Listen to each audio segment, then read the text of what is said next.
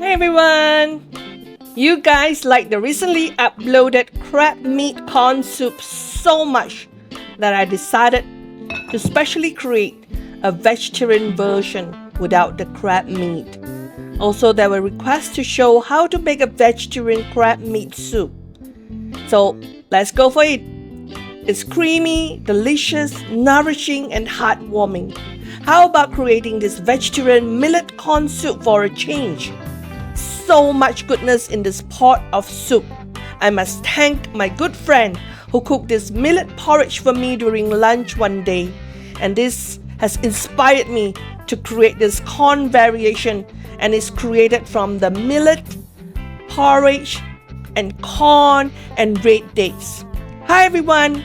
Welcome again to another recipe. My name is Sue, and let's cook together again. My mission is to inspire people to cook healthier meals at home with simple recipes and to break it down into simple steps so that you can cook it often and stay healthy and wealthy. Here we are using millet, pearl millet. It is a fascinating and ancient grain that has been cultivated for thousands of years. It's a group of small seeded grasses belonging to the Poaceae family, commonly known as the cereal crops for both human consumption and animals.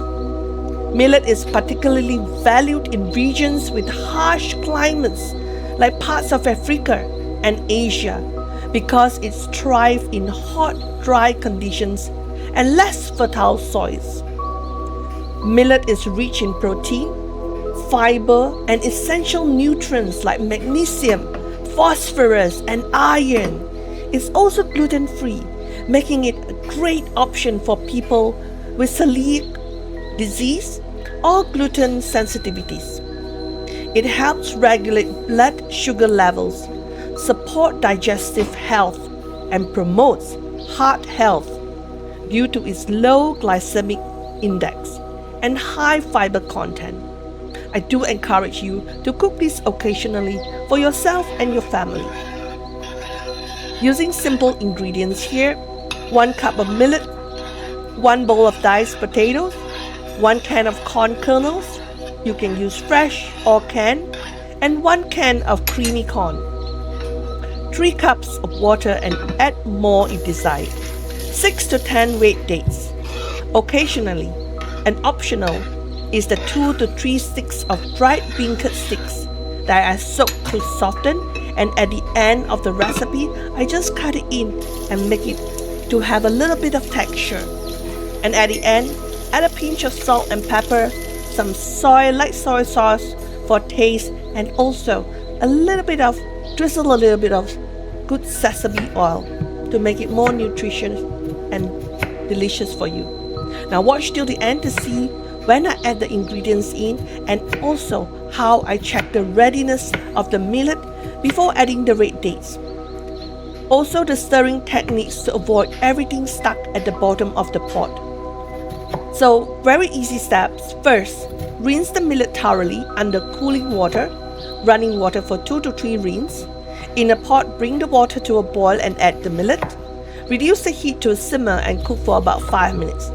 Do this first because while it's boiling, you can then take that time to peel and dice the potatoes.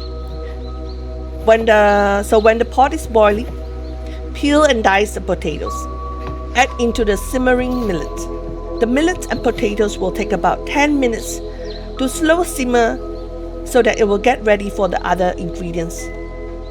And when it's ready, the millet should be all swollen and almost fully swollen, and the potatoes should be soft. Also soak the dried sticky bean curd sticks so that you can have, if you have not used this before, it is available at the dried bean curd section. It is often used to replace meat in vegetarian dishes in Malaysia due to the protein content and texture. This actually is made from soya. So soya skin, and then it's dried up, and then it's turned into bean curd. To use, you just soak it and dehydrate it. Hydrate it so that you can use it.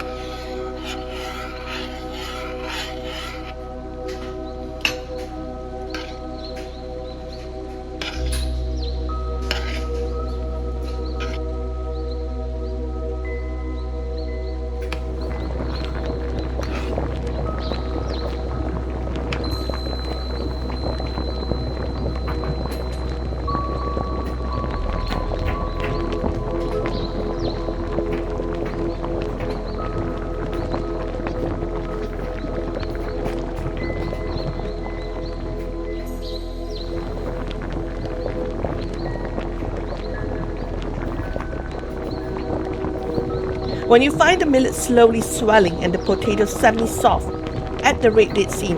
I'm using 6 to 10 dates here. Dates are very nourishing and often used in recipes because it naturally and delicately sweetens the dish. Also, there are lots of nutrients. Check how I remove the pits by slicing around the dates.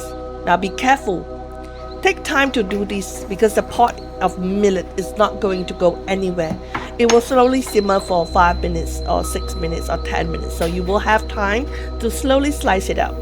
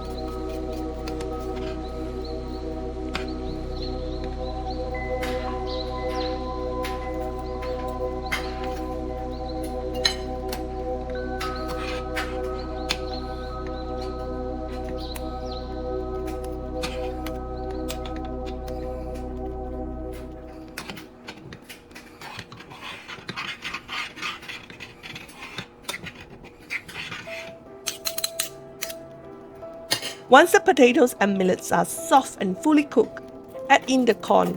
Use fresh corn if you have them. Here I'm showing you a shortcut so that this recipe becomes easier. It makes it easier to accomplish during a busy day. Add the corn kernels and continue cooking for another 10 minutes, stirring occasionally.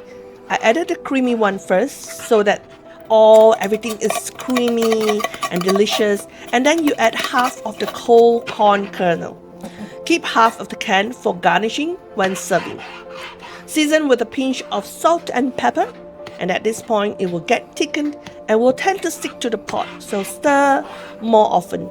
You can add more water to avoid the liquid from becoming too thick.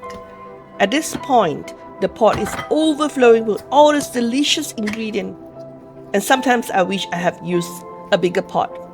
Just a note about the red dates, you can buy some and you can easily store in the pantry.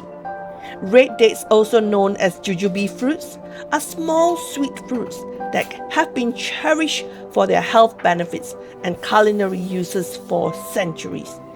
It is native to Southern Asia, and they're often referred to Chinese dates and are widely used in traditional Chinese medicine. Red dates are rich in vitamin C, potassium, and antioxidants. They are low in calories and high in fiber, making them a very healthy snack option. They are believed to boost immunity, improve sleep, reduce anxiety, and support digestion. Their antioxidant properties help combat free radicals in the body. If you want to look young, this is one of the ingredients that is used in soup, in desserts, and teas to help anti-aging. Red dates can be eaten fresh, dried, or used in tea, soup, and dessert. They add a natural sweetness to dishes and are often paired with other herbs in health tonics. I would highly recommend adding just a few dates in soup or stew. Let me know in the comment below if you want to know one tonic that will keep you young, that will help you to have luscious hair, beautiful skin. Let me show you that anti-aging tea, red dates tea, that is used in many of the homes here in the homes for home cooking. While the soup takes about 5 to 8 minutes to simmer, I will just show you the ladybird that came to visit me in my patio. Do you know that seeing a ladybird is good luck? So I'm going to show it to you to spread the good fortune, and I hope it brings you a smile. At this juncture, if you have liked the video that I've created for all of us, please hit the like button, share this amazing recipe to a friend or family. If you have not subscribed to my channel, please consider subscribing. I do upload weekly and the recipes are easy to follow at home. Some recipes are my own creation and I would like to see you come back. Some of the recipes are traditional recipes from my mom and grandma, and I'd like to share it with you so that we don't lose this. This is a legacy that we have to keep. Comment below if you'd like to try this millet corn soup. In an instant pot, it will take only 12 minutes. I'll show you next time. You can also type down in the comment if you'd like to see the instant pot version. Type instant pot, 12 minutes for this millet corn soup. Last but not least, remember the soaked bean curd? It should be softened now, and I cut thin slices to add into this already fragrant soup. This is optional. I just wanted to get a little texture into the soup. Drizzle some light soy sauce, some sesame oil for fragrance, and also if you have some chopped spring onion, garnish it on the top. And also don't forget that half can of corn, garnish it on the top. I'm so happy to create this delicious soup for you, and my family love this and have been slurping it out during my taste test. Please like, share, and subscribe, and I'm so grateful for all your support. We'll see you again next week. Thank you so much. Have a good day. Bye-bye.